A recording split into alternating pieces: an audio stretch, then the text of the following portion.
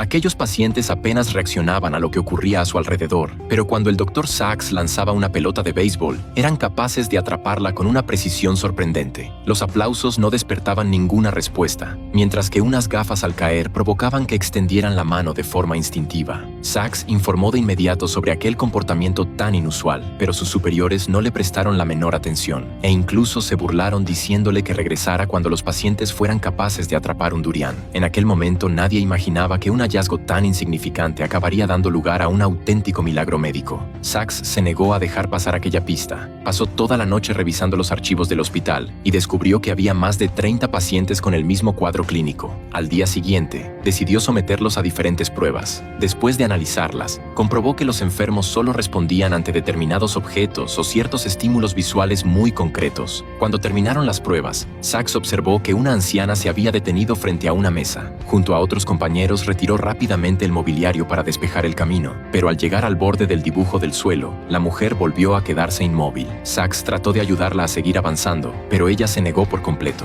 Pensando que quizá tenía sed, le acercó un vaso de agua, aunque nada cambió. En ese momento, Sachs fijó su atención en otro paciente. La madre del hombre le explicó que su hijo llevaba 30 años inmóvil y en estado de letargo. Sachs también descubrió que otro enfermo permanecía mirando fijamente una televisión con la imagen parpadeando. Cuando la pantalla dejaba de parpadear, su mirada volvía a perder toda expresión, pero al recuperar el efecto intermitente, sus ojos volvían a enfocarse de inmediato. Después de analizar todos aquellos comportamientos, Sachs comprendió que había algo en común. Tras consultar numerosos estudios, confirmó que todos sufrían encefalitis letárgica. Aunque por fin conocía el origen del problema, seguía sin existir un tratamiento eficaz. Un día, vio a una niña jugando a la rayuela. Aquella escena despertó una nueva idea en su mente. Junto a sus compañeros pintó todo el suelo de la sala con cuadros blancos y negros. La anciana, que antes no podía avanzar, esta vez siguió las líneas hasta llegar a la ventana y volvió a contemplar el exterior por primera vez. She's looking out the...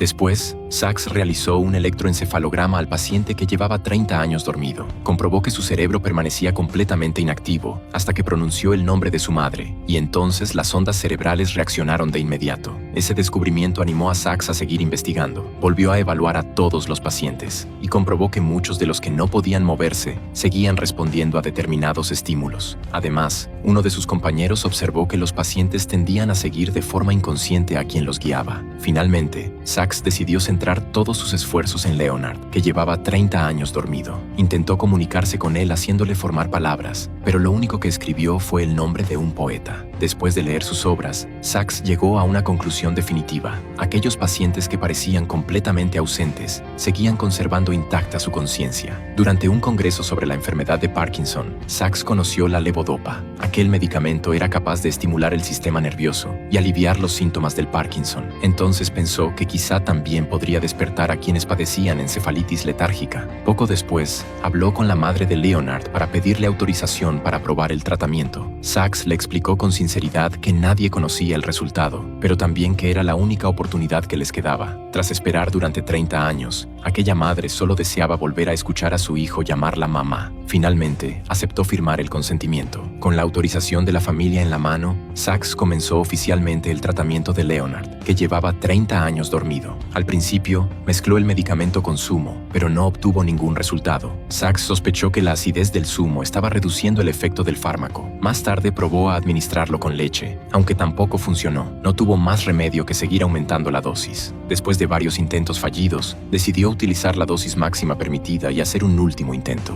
Después de administrar la medicación a Leonard, Sachs cayó rendido por el cansancio. Cuando despertó, descubrió que la cama estaba vacía. Tras buscarlo por todo el hospital, por fin encontró a Leonard completamente despierto. You're awake. Al día siguiente, Sachs llevó a la madre de Leonard al hospital. Leonard abrió los brazos por iniciativa propia y la abrazó con fuerza. Después de 30 años de espera, aquella mujer volvió a escuchar que su hijo la llamaba mamá. Ma. Ma. Mom. Oh, my baby. Oh. La enfermera Ellie se acercó para hablar con él. No podía creer lo que estaba viendo. Leonard, que había permanecido paralizado durante 3 décadas, ahora conversaba con total normalidad e incluso podía comer por sí mismo. Pero al verse reflejado en un espejo, casi fue incapaz de reconocerse, porque sus recuerdos seguían detenidos en la infancia. Solo cuando su madre le cantaba una nana conseguía dormir tranquilo. Sax acompañó a Leonard a salir de la habitación y por primera vez en 30 años, él volvió a sentir el sol sobre su rostro y contempló un mundo completamente distinto. Aquellas 3 décadas de silencio parecían no haber sido más que un larguísimo sueño.